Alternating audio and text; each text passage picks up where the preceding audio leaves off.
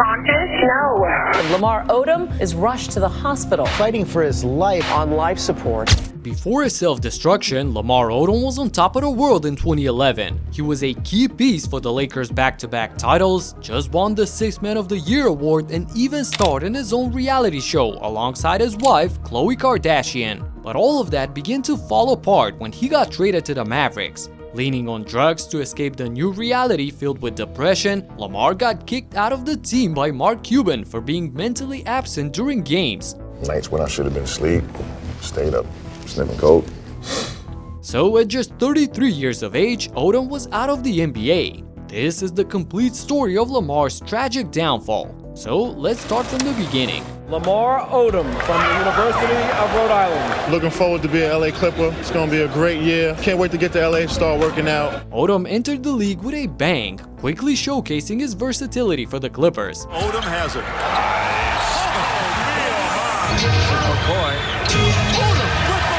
Odom with 5 in the clock. A 3. Bingo! Odom to the hole. Lamar posted one of the greatest debuts of all time with 30 points, 12 boards, 3 assists, and a couple of blocks and steals as well, albeit in a loss against the Sonics. But he made sure to avenge himself and the Clippers in their rematch in Seattle. What do you think of Odom? Well, I like Odom. At 6'10", he can put the ball on the floor. He's a franchise player because he's so, as you see right there, he can really get going. Clippers set up with it. Here's Lamar Odom. Odom handling out of the corner and drains a fall-away jump shot. Odom for a 3. Got it. Oh, Odom throws a dagger from the top. Odom exploded for a season-high 33 points, 14 rebounds, 7 assists, and 4 blocks to secure a huge comeback win against the Supersonics. At 6'10", being lefty with great ball handling skills and a smooth shooting touch, Lamar was the original point forward, clearly ahead of his time. Taken by Odom. Fed to Piatkowski. What a fast break. Pretty basketball. Clippers by 8. Lamar Odom, the rifle left-handed pass hits Eric Piatkowski. Taken by Odom. 2-on-1 against Griffin. Odom swoop score. He was the sole bright spot for a lousy Clippers team that was stuck at the bottom of the West. With 16.5 points, 8 boards, and 4 assists per game, Lamar finished 3rd in the Rookie of the Year race behind Elton Brand and Steve Francis, who were named as code winners for the 3rd and last time in NBA history. The following season, under new coach Alvin Gentry, Odom was given the keys to the franchise, and alongside Corey Maggette, who came over from Orlando, and 2 promising rookies in Darius Miles and Quentin Richardson, the Clippers doubled their win total, but were still far from playoff contention. Odom gets a piece of it. Ahead to Lamar. The lob. The jam. What a punctuation mark to this one. Oh me, oh my. What a play.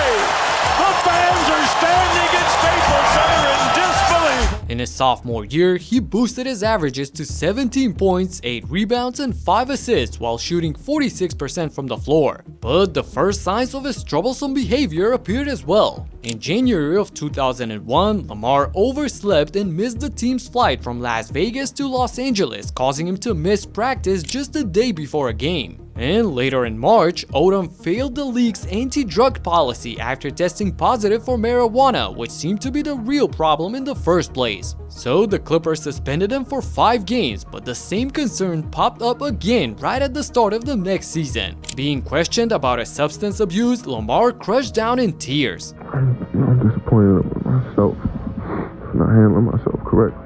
Everybody knows this is not easy. We're going to get through this. This time, he earned himself an 8-game suspension for failing another drug test. And no matter how much his teammates loved him, the front office's patience wore thin. He was also dealing with a couple of injuries during that season and only appeared in 29 games. So his stat line saw a big dip as the Clippers were now Elton Brand's team. Brand came from Chicago prior to the season and led LA to an improved 39-43 record, which still wasn't enough to crack the top 8. Throws it away. He does not look real sharp tonight. Wow. Bush with the 2. Holding the rebound. With the lineup, they got out. To Miles. To the hole. If it weren't for Lamar's continued struggles off the court, the Clippers would have probably gotten over the hump. In 02-03, the Clippers' problems remained as Odom was limited to just 49 games by ankle and wrist injuries, resulting in another forgettable 27-55 season. But what he did during the summer on the playground will never be forgotten. Lamar Odom will dance with the crowd. Go back over to Lamar. Lamar being looked at. He's got to skip to him. He's got to skip to him. What is he going to do? He's got some handle. He's being guarded. Look at the defense. The defense is being applied. Oh, baby! Look at Odom pulling out the shame god in front of rookie LeBron and Jay-Z, who went nuts along with the entire building. This move cemented him as a street ball legend. LA's front office could care less about that though, as they decided not to match Miami's offer sheet of $65 million for 6 years, which the Heat proposed to Lamar. Pat Riley spoke high about Odom maturing enough to help the team get back to its winning tracks, and actually, he was right. Now he's starting to create. Odom spinning around Harrington. Harrington trying to reach in. Oh, that's a beautiful offensive board and follow dunk for Lamar Odom. Solid Heat defensive work. Look at Odom go. Coast to coast, it counts, plus another Raptors foul. So the Heat lead by 1. Again, Odom drives in and hits. Weber lost it to Odom. Lamar weaves through the traffic, coast to coast. How sweet it is for Lamar Odom. Cross court for Odom against Brad Miller. The spin drive. Well, he's had the Dwayne Wade-like impact on this game. Odom bottoms up from downtown. Odom bowled out for the Heat in probably his best individual season. He averaged 17 points, almost 10 rebounds, and 4 assists, and alongside rookie D. Wade and Eddie Jones led Miami to 42 wins, which secured them the 4th seed in the East. Y'all remember this iconic game winner by the Young Flash against the Hornets in the first round. And here we go. Maybe game 1 will be decided right here. Wade puts it up. It's good! Yeah, baby! Came through! Yes! Stan Van Gundy went to the rookie and he delivered! They beat New Orleans in a grueling 7-game series and somehow managed to steal 2 games from the heavy favorites that year, the Indiana Pacers. Nice feed to Odom, getting Malik Allen a lot of credit. Rebound by Odom. Odom hits up the floor, Harrington making contact. Odom for the hole! His place is going crazy. Lamar Odom with an exclamation point in this game. That's just ridiculous. He was a guy who got down on himself for a while, fought back, and he's become the point guard. And Odom steps back and strokes it and hits it. Gotta honor Reggie. That spreads defense out. Artest misses the 3, but Odom does not. Here is Wade, who had the most spectacular play of the game thus far with 19. Odom with a little left-hand jump hook, tough shot, and he got it. But it would have been too good to be true, as their postseason run ended in 6 games against Indy. Regardless, Lamar was playing his best basketball in years and seemed to be leaving his personal problems behind him. Or was he? Nah, not really. In fact, he just learned how to deal with it and hide it from the public. Years later, in a Players Tribune confession, LO actually revealed that it was in Miami at 24 years of age when he first tried cocaine. In the beginning, he used to consume coke only during parties, but right around that time, his grandmother passed away, a very important person in his life, as she raised Lamar after his mom died when he was 12. So he started doing it more and more, to the point where he had to fake the drug test for the 04 Olympics. I guess you used a prosthetic penis to pass the drug test? Yeah, the pass I did. I had to play. Yeah. No offense, USA, but you know. Wow, that's shocking, especially knowing how strict the test is and how all of it could have backfired on his career. However, you're innocent until you get caught, so Odom dodged a bullet there. But he couldn't dodge another team change, as he got shipped to the Lakers in the package for Shaquille O'Neal a month prior. The major headline around the league tonight, the Los Angeles Lakers and Miami Heat have agreed to a trade that will send Shaquille O'Neal, one of the greatest big men of all time, to sunny South Florida. There he was, back in LA, but in a new role to try and complement a true superstar in Kobe Bryant. Bryant, nice setup. Odom from Bryant. Knocked away, Richardson unable to get it. Odom hits the floor. Finds Kobe for the dunk. Standing ovation for Lamar Odom from most of the people here in Sacramento to really push the ball. Lamar Odom on the reverse. Lamar out of the perimeter against a smaller man, weaves his way home with the left hand and an answer. Well, we asked for it, get him some touches. He made the most of that one. In his first season as a second option for the Lakers, Lamar posted 15 points, 10 rebounds, and 4 assists per game. But on the rare occasions when Kobe didn't play, he knew how to take over a game all by himself. And they get possession in the hands of Lamar Odom. Don't go too soon. Rudy T calling out the time. Here comes Odom, wants to go left. All the way back, lays it up and in! 1.3 seconds remaining.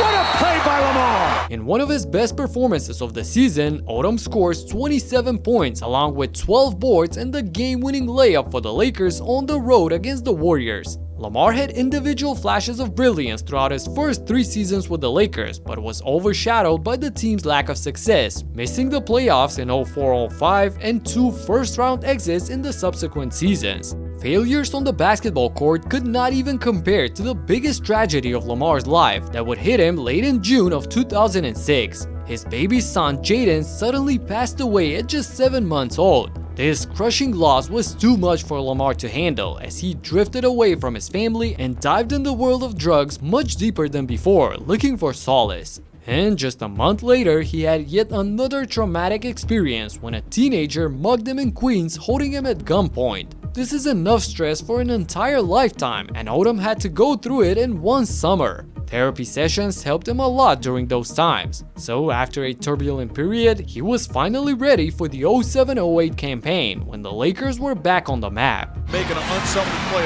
another touch pass to Gasol. Alley-oop to Odom, and there's the exclamation point for the Lakers. With Pau Gasol on the roster, they went on a terrific 27-9 stretch to finish the season as the top seed in the West. Starting in 77 games that year, Lamar posted 14 points, 10.5 rebounds, and 3.5 dimes on great efficiency. They stormed their way to the NBA Finals, losing only 3 games before going head-to-head with the Boston Celtics in their scary Big Three. Plus 20. And after a 22-year absence, the Boston Celtics are NBA champions once again. Man, if it wasn't for that epic meltdown in Game 4 when LA was up by 20 points in the third quarter before the C's were able to pull off one of the biggest comebacks in finals history, I think they would have had a decent shot of winning it all right then and there. Regardless, they came back hungrier than ever at the start of the next season. With Bynum back in the lineup, Jackson relegated Odom to come off the bench and lead the second unit. This wasn't an easy pill to swallow for Lamar, as he was a starter his whole career, and this was the first time he saw a diminished role on a team. I'm not sure if this was the change that got him addicted once again, but this time to sweets and candy. Lamar Odom is quite simply the candy man. It's funny because the games I played well was the games where I ate candy for breakfast. This was so talked about during that time that he even earned himself a new nickname, the Candy Man. Fueled on sugar, Odom thrived off the bench, providing just what the Lakers needed from him. So they ruled the West once again, winning 65 games and securing the home court advantage all throughout the playoffs. Odom to Gasol, back to Odom, up and under and banks it in. What a run for the Lakers. And that's it. The championship trophy returns to its West Coast home.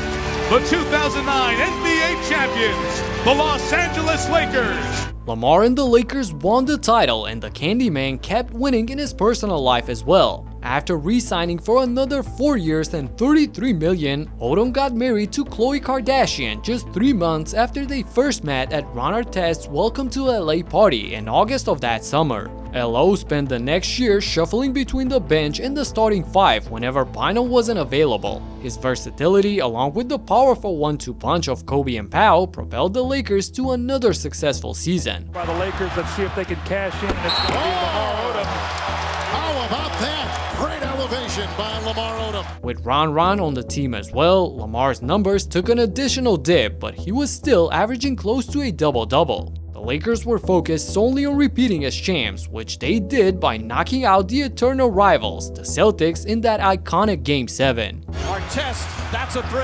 Bang! The Lakers repeat back-to-back titles, the 2010 NBA champions. Now a two-time champion, Odom took on a veteran role alongside Chauncey Billups to lead Team USA to the gold medal at the 2010 FIBA World Championship in Turkey. With 7 points and 8 rebounds on 54% efficiency for the tournament, it's safe to say that Lamar was the second most important player behind Kevin Durant, who won the MVP. It was a great time to be Lamar Odom, and he kept the hot streak in the following season as well. The truth is the truth as they set up a design play off of the tap. Bryant to Lamar Odom on the backdoor cut. Outstanding execution. But it came all the way to half court, and Odom goes behind the back and passes to himself. Are you kidding me? Lamar on the spin, leaves it off with the soul of the slam. LO was phenomenal again, 14.5 points, 9 boards, and 3 assists on a career-high 53% from the field and 38% from beyond the arc. For his heroics off the bench, Odom was awarded the 6th Man of the Year. And he played his part in the playoffs as well, but the Lakers unexpectedly received a sweep by the eventual champions, the Dallas Mavericks. This day belongs to the Dallas Mavericks. There's nothing like sweeping one of the best teams with one of the best coaches and one of the best players ever. When the basketball season ended, Lamar started a new one, but this time on the air, as he and Khloe got their own reality show aside from the Kardashians. But just when he reached the highest of highs, life would knock him down by throwing another tragedy in his direction. In July of 2011, a cousin of his that he was very close to was killed. And the day after his funeral, things got from bad to worse as the SUV which Lamar was driving in was involved in a car accident that killed a 15-year-old boy on a motorcycle. He witnessed the boy's death up close and was pretty shook by it. And if that wasn't enough, right around that time, the Lakers agreed to deal him to New Orleans for Chris Paul. The trade, as we all know, didn't go through, but Lamar saw the move as a betrayal from his basketball family. Add the lockout to the equation and we get to early December with Odom showing up at training camp completely out of shape, asking for a trade. Mitch Kupchak, the Lakers GM at the time, quickly dealt him to the Mavericks for a first-round draft pick in a trade exception. That's it. The key piece and the reigning 6th Man of the Year got swapped for literally nothing. I had to position myself, in a comfortable setting, and Dallas is perfect for that.